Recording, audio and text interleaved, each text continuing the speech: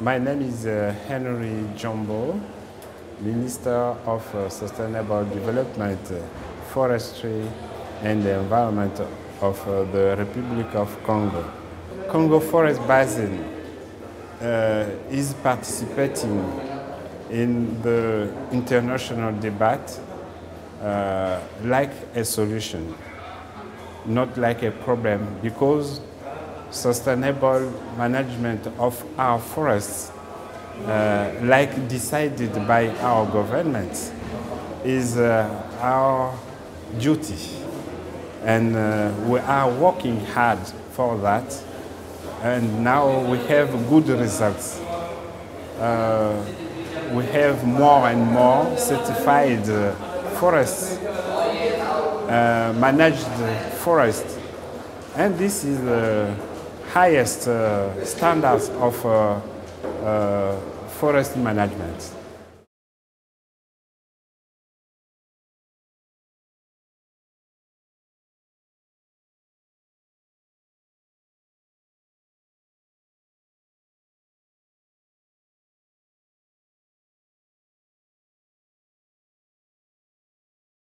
My name is Martin Atelagawa. I'm the Minister of Foreign Affairs of Indonesia. Indonesia, Bali in particular, is pleased that once again we can play some role in promoting the climate change debate. As you have probably known, only today we convened an informal meeting on climate change.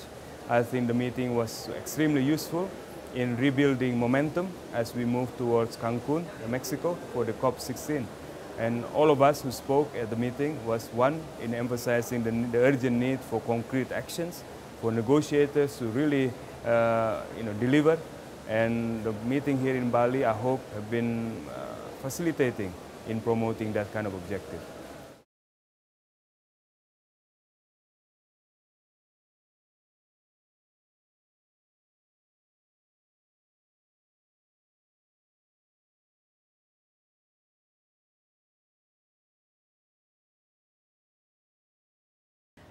I'm Maria Ivanova. I was elected representative of North American civil society. I'm also a professor of government and environmental policy at the College of William and Mary in Virginia, the United States.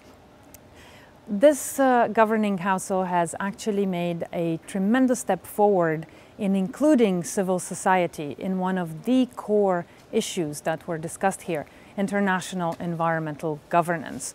The final decision now has a paragraph that explicitly calls for the participation of civil society groups from all regions into the official process that UNEP has initiated on international environmental governance. And I'm glad to report that this happened because of the dynamism and the engagement of civil society during the Major Groups and Stakeholders Forum, where all of us came together and unanimously agreed on a paragraph and recommendation to ministers, to governments, to explicitly include that this process will be open to civil society.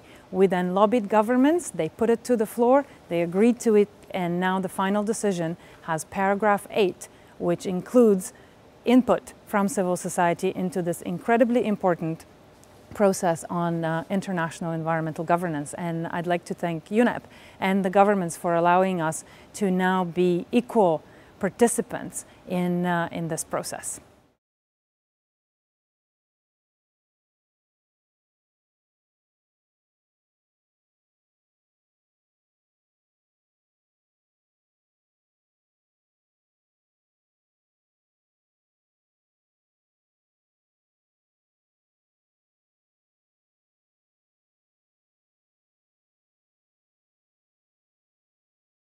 So my name is Sasha Gabizon and I'm the Executive Director of an organization called Women in Europe for a Common Future.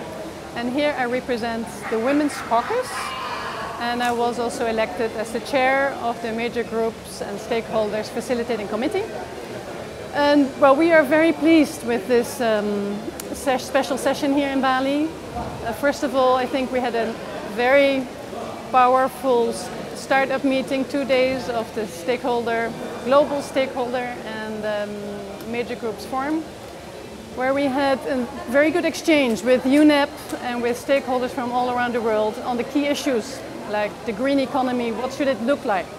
Do we go for a new paradigm of economic development? And do we still need economic growth? Or do we need to think of the economy in a more natural, circular sense?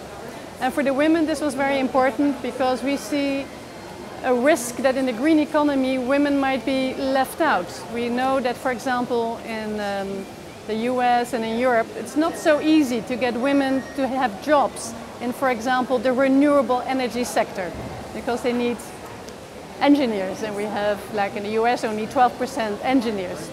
But we know that, for example, in developing countries, we already have many good examples of how women are engaging in the green economy. We have very nice examples from India, where women use their traditional weaving skills to make baskets for biogas plants for households. We know from examples from Colombia and from Uganda of women reusing waste for making, for example, bags, or women producing alternative packaging from calabashes and from natural fibers instead of plastics. So we think there is a real role for women to play in the green economy, and we were very pleased that that was one of the main topics here at the Governing Council meeting of UNEP, to see what will the green economy need for policies, for implementation, for financing, and how can we engage women to be full partners in the green economy development. We were also pleased because it allows the women's major group to interact with women from the other major groups, like the women from farmers who are working on safer pesticides, or the women from the indigenous peoples. And there I think the green economy really stresses the idea that when we have very dangerous, hazardous materials, which are very difficult to clean up and to safely manage, we should better phase them out. And we had the example of the indigenous peoples in Niger, who are living, the Tuaregs, who are living in the region where there are the uranium mines.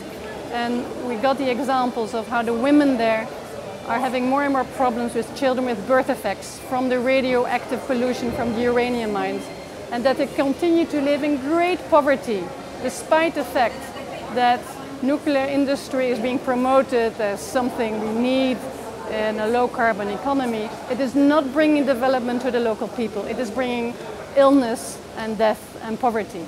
So I think that type of voices we need to hear also here at the UNEP Governing Council meetings.